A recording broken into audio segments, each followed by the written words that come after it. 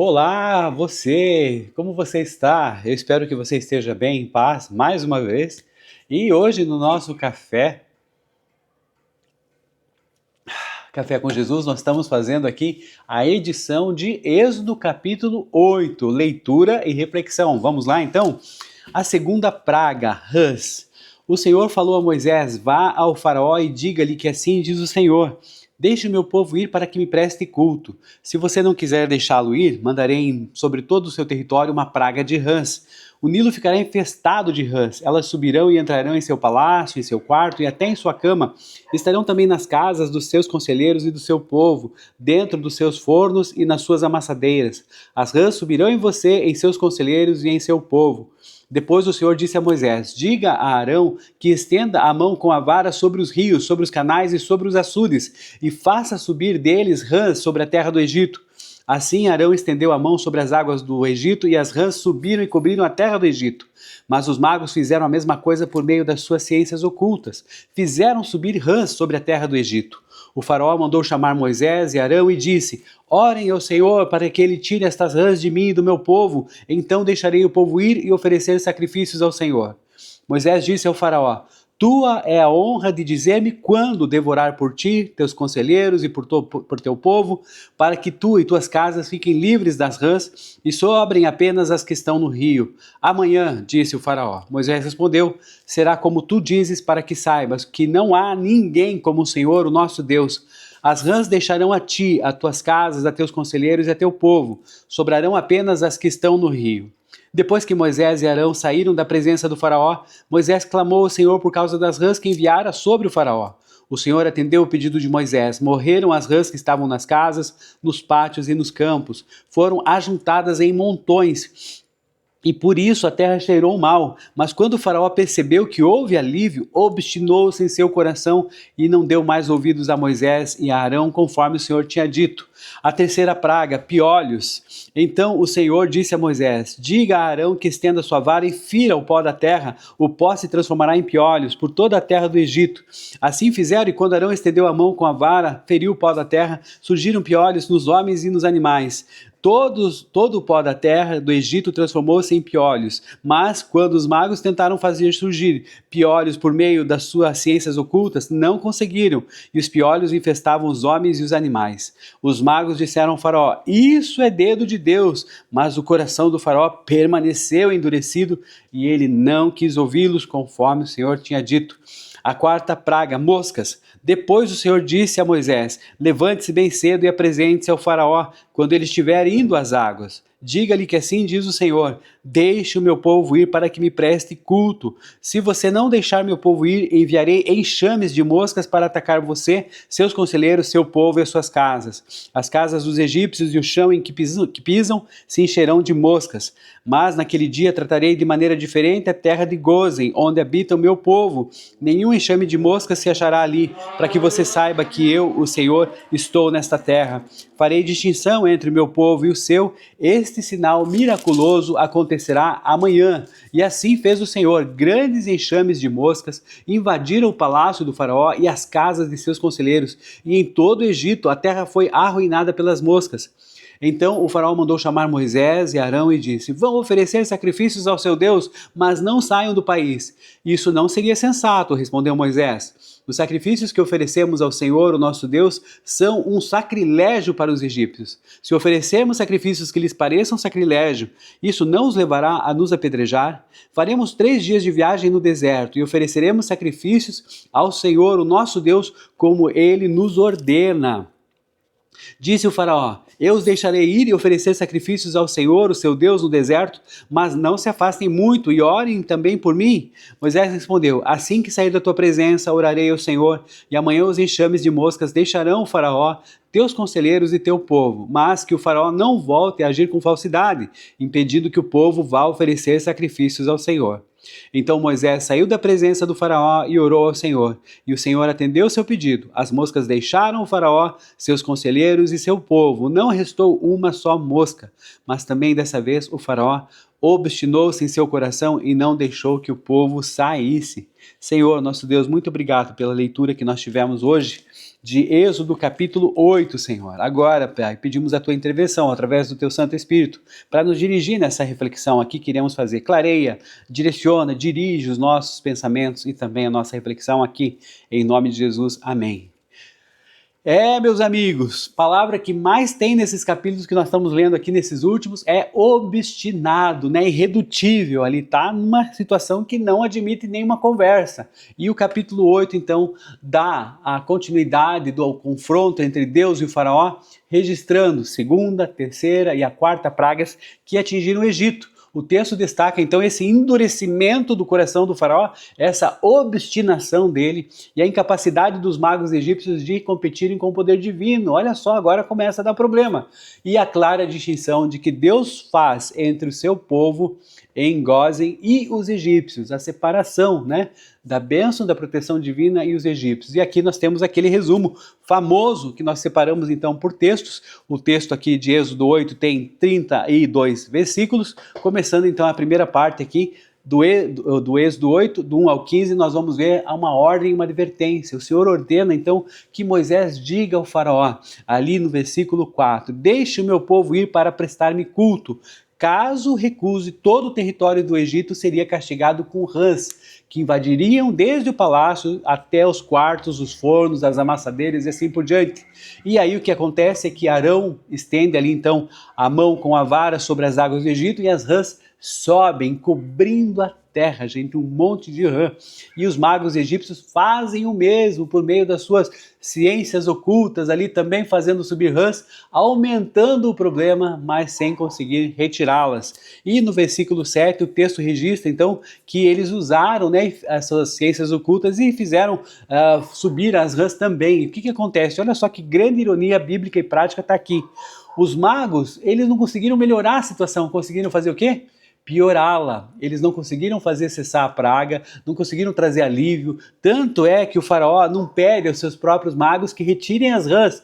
Ele se vê obrigado então a chamar Moisés e Arão, você vai ver no versículo 8, para clamar ao verdadeiro Deus. O mal e as forças de oposição conseguem imitar a destruição.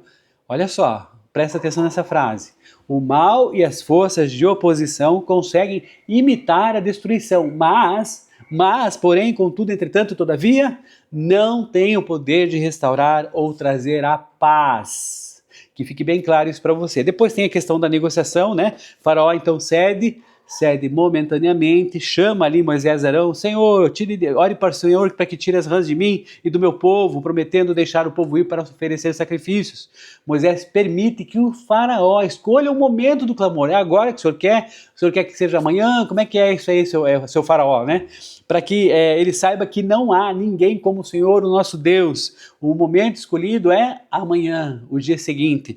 E aí temos a questão do desfecho e do endurecimento, em que ali nos versículos 12 até o 15, Moisés clama ao Senhor, as rãs morrem então nas casas, nos pátios e nos campos, e são ajuntadas em montões, porque, um fedor do além, um mau cheiro que só.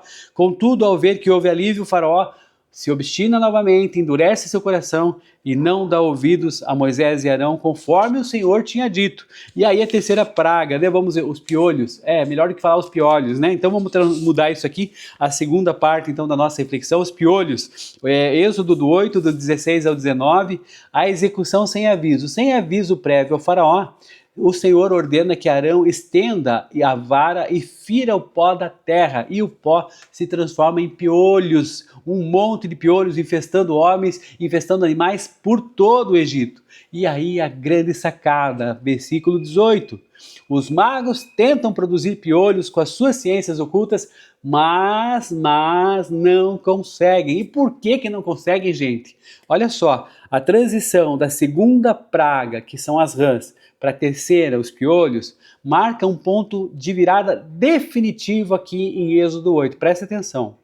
Até as rãs, até a segunda praga, os magos conseguiram duplicar os sinais por meio das suas ciências ocultas. Mas, diante do pó que se transforma em piolhos, eles falham então miseravelmente. Teólogos, historiadores, rabinos apontam então razões principais aqui que se complementam para explicar o porquê os magos não conseguiram reproduzir esse milagre. O primeiro deles é o seguinte: é o limite da ilusão humana de criar vida a partir do nada. Veja só, a principal diferença teológica e física entre as primeiras pragas e a terceira está no ato da criação. Transformar água em sangue ou atrair rãs podia ser simulado ali, ou sei lá, amplificado por meio de truques de, vamos dizer assim, de prestidigitação, ou uma questão de ilusão de ótica, como é o termo, né? Esse tal de termo prestidigitação. Manipulação de substâncias químicas que alteravam ali a cor da água, ou técnicas de encantamento de animais que os magos já dominavam ali nos bastidores dos templos. O pó virar piolhos, aqui não houve manipulação de algo existente, como mover as rãs de um lugar para o outro, por exemplo, mas a geração de vida biológica a partir do pó, que é inanimado, você vai ver aí no versículo 16. No pensamento bíblico, o sopro da vida e a criação a partir do pó são prerrogativas exclusivas do Criador, como nós vimos lá em Gênesis capítulo 2, versículo 7. Os magos operavam no campo da ilusão e da manipulação, das suas ciências, abre aspas, ocultas, e eram ocultas mesmo. Eles não tinham o poder de conceber e conceder vida. Olha só que interessante. Que gostoso esse café. Vamos lá. Aí nós temos também, para continuar nessa questão, você sabe aqui que nós temos sempre muito respeito pelas pessoas que pensam diferente, por outras questões religiosas, e a questão da tradição judaica também sobre a questão do tamanho da criatura, aqui no caso os piolhos, né, pequenininhos. Existe então uma explicação muito interessante que está no Talmud, que é a tradição oral, e os comentários ali dos sábios judeus, que está ali especificamente no tratado Sanhedrin 67b, tratado Sanhedrin 67b, que aborda então as limitações da magia egípcia. Segundo os sábios antigos, os demônios e os praticantes das ciências ocultas tinham poder para manipular ou fazer aparecer coisas grandes, mas, contudo, entretanto, não tinham poder ou controle sobre criaturas menores que um grão de cevada.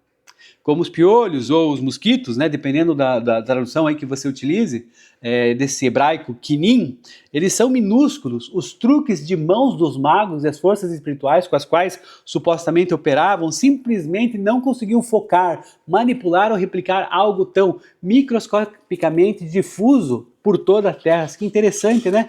Você vê então essa questão toda. E aí o que também tem a questão da pureza ritual ou a incapacidade operacional desse pessoal. Como nós vimos então na redação anterior aqui, os magos egípcios dependiam de um rigoroso protocolo de pureza para acessar o poder ali dos seus deuses. Eles precisavam estar o quê? Perfeitamente limpos, sem pelos e sem parasitas no corpo. No momento em que o pó da terra se transforma em piolhos, os próprios magos foram infestados, gente. Coçando-se, né? Ficando ali com aquela coceira para todo quanto é lado. E coberto ali dos parasitas, o que eles fazem? Eles se tornam ritualmente impuros na mesma hora. E na mentalidade religiosa deles, um mago impuro perdia totalmente a conexão com as suas divindades e autoridade para realizar os encantamentos. Eles foram desarmados pelo próprio julgamento que caiu sobre seus corpos. Você já entendeu que coisa que Deus fez ali? E aí o veredito deles, ao perceberem que a ilusão humana havia chegado ao fim, que não tinha mais o que fazer, Zé finir para toda aquela suposta ciência oculta e que o sistema religioso deles estava quebrado, sobrou apenas o que, gente? O reconhecimento da soberania absoluta do Deus de Israel. Olha só, eles não dizem ao faraó, Moisés é um mágico melhor que nós, mas sim, isto aqui, faraó, é o dedo de Deus. Você vai ver isso no versículo 19.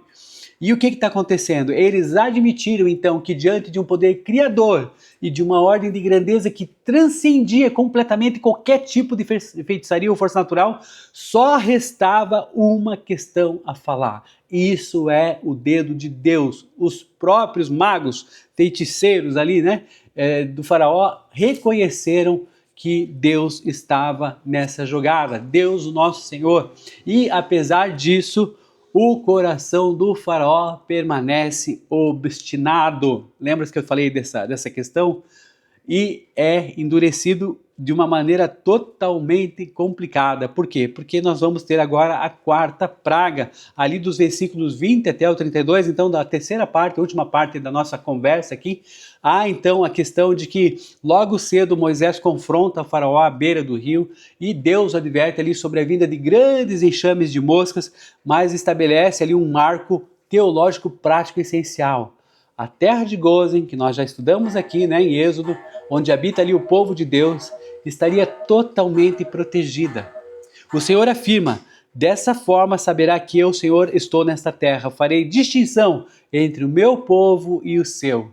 E ali no versículo 24 nós vamos ver que enxames devastadores de moscas entram no palácio e arruinam todo o Egito. Todo o Egito.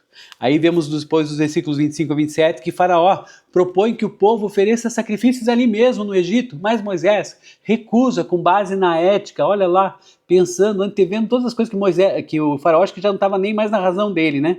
Com toda essa raiva, com toda essa obstinação, o Moisés recusa com base ali na ética e na pureza de culto, explicando ali que os sacrifícios seriam detestáveis aos olhos dos egípcios, seria uma abominação, e isso poderia gerar um apedrejamento do povo. Moisés insiste nessa jornada de 3 dias no deserto. Por quê? Os hebreus, eles sacrificavam ovelhas, cordeiros, novilhas, animais que no Egito eram considerados sagrados ou associados diretamente a grandes divindades, como a gente vê, né, no antropomorfismo, que é justamente essa questão de representar, por exemplo, o deus Apis por um touro, né, uma parte de animal, aquela coisa toda, ou o deus Khnum, representado por um carneiro, e sacrificar esses animais publicamente diante ali dos egípcios seria sim considerado uma heresia intolerável e uma provocação religiosa que poderia resultar no apedrejamento dos hebreus e até num caos social. Então isso, o faraó não estava nem mais atentando para isso. Moisés então demonstra uma liderança, vamos dizer assim, prudente, firme e zelosa, sabendo que a adoração ao Senhor requer a separação e a santidade longe das amarras e da mentalidade do Egito. E aí o que acontece? Faraó concorda em deixá-los ir, desde que não vão muito longe, e pede ainda, orem por mim, parece que até tem um negócio meio de falso consentimento aí, né? Moisés adverte o faraó, para que não volte a enganá-los, mas Moisés ora, o Senhor afasta as moscas, e sem restar uma sequer, e o faraó, de novo, endurece o coração mais uma vez e não deixa o povo ir. Gente, a terra de Gozem ficou livre apenas da praga das moscas, da 4ª praga? Como assim? Gente, a partir daquele momento, a separação se tornou um padrão divino para as calamidades que vão seguir, que vão vir. Embora o texto bíblico registre explicitamente a imunidade de Gozem a partir das moscas, onde o Senhor declara que faria uma clara distinção entre seu povo e os egípcios, essa proteção soberana, ela se estende para as pragas posteriores também, como a morte dos rebanhos, que a gente vai ver ali no capítulo 9, que vamos ler amanhã, a terrível chuva de granizo também amanhã, as três trevas densas que cobriram o Egito, enquanto os israelitas tinham ali a luz em suas habitações. Êxodo 10, depois da manhã. Essa blindagem sobre Gozem serviu então como um poderoso sinal teológico e pedagógico ao poupar os hebreus, enquanto o restante do Egito estava sendo devastado. Deus demonstrou ao faraó que o julgamento não era um mero desastre natural ou geográfico, mas sim uma ação cirúrgica, pactual. E dessa forma, o isolamento de Gozem blindou o povo de Israel até a 10ª praga, quando a marca do sangue do cordeiro nos umbrais das portas garantiu a libertação definitiva de todo aquele povo, de toda aquela congregação. E aí, sobre as pragas, nós temos aqui o alvo de cada praga. Então, no pensamento egípcio, a ordem cósmica, aqui que eles chamavam de Mahat, era mantida pelos deuses, e cada elemento da natureza estava ali sob a jurisdição de uma divindade. Ao enviar as pragas ao Êxodo 8, o Senhor está desmistificando esses deuses. Olha só, a 2ª praga, tá? No Egito, a rã era o símbolo da fertilidade e da ressurreição. Eles adoravam Heket, uma deusa com cabeça de rã que assistia as mulheres no parto e controlava a multiplicação da vida. Matar uma rã, mesmo sem querer, era considerado um sacrilégio gravíssimo. E ao fazer o Egito transbordar de rãs a ponto delas morrerem e apodrecerem em montões, o que Deus fez? Deus transformou o símbolo de bênção e adoração deles em um cenário de repugnância, de morte, de mau cheiro, mostrando que ele, o Senhor Deus, e não Requete, essa deusa, né, que era o símbolo da fertilidade, é que detém o controle sobre a fertilidade e sobre a criação, o Senhor nosso Deus. Depois temos a 3ª praga dos piolhos e dos mosquitos, O pó da terra se transformando em insetos atingia diretamente Geb, o deus egípcio da terra e do solo. Os egípcios agradeciam a esse deus Geb pela fertilidade do solo que o Nilo banhava. Deus, contudo, mostra que do mesmo solo onde eles esperavam sustento, gente, o que acontecia? Ele poderia fazer brotar juízo e humilhação. E a quarta praga das moscas, né? Embora muitas traduções tragam moscas, o termo hebraico aqui é arob, refere-se a uma mistura de insetos, ou muito provavelmente a besouro, né? O escaravelho. Aí o escaravelho era sagrado para os egípcios, gente. E aí associado ao deus Khepri, que representava o sol nascente e a renovação. Ver esses insetos devastando os palácios e a terra sem que Khepri pudesse intervir, foi um golpe duríssimo ali no orgulho religioso do império. Bem, temas centrais desse capítulo, do Êxodo 8, a soberania e a exclusividade de Deus, demonstrada então na incapacidade dos deuses e magos egípcios e na declaração de que não há ninguém como o Senhor, não é verdade? O dedo de Deus, reconhecimento público do poder divino até mesmo por aqueles que operavam nessa oposição espiritual. E a distinção do povo, a proteção soberana sobre Gozen, sobre o povo da terra que estava situado ali naquela região, evidencia o cuidado pactual de Deus com toda a sua congregação, poupando-os do juízo que caía sobre o Egito naquele momento, remanescente do Senhor sendo protegido. É uma coisa que nós vamos ver em toda a Bíblia, a proteção do remanescente do Senhor, aí ao longo de toda a história, presente, passada e futura. E o desafio para nós hoje, baseado em Êxodo 8, o que é? Que cada um de nós ore pedindo a Deus sensibilidade espiritual para identificar e aí confessar qualquer área que o nosso coração esteja ali começando a se endurecer diante da soberania divina, da soberana vontade divina. Diante das crises e do alívio momentâneo das nossas aflições, a gente corre o risco de agir, sabe como? Como igual o faraó, ignorando a voz do Senhor, minimizando então o dedo de Deus sobre nós, que opera em nossa história, ou tentando barganhar muitas vezes a nossa obediência com a nossa conveniência humana. Portanto, que a nossa oração sincera seja por um coração maleável, um coração quebrantado, um coração atento, que não apenas reconheça o poder do Altíssimo em pequenas e grandes coisas, mas que responda com submissão total, sem reservas e sem adiar a nossa entrega e a nossa fidelidade a Ele. Ele merece, não é verdade? Até a próxima aqui no nosso Café com Justiça. Tudo de bom, a paz. Valeu!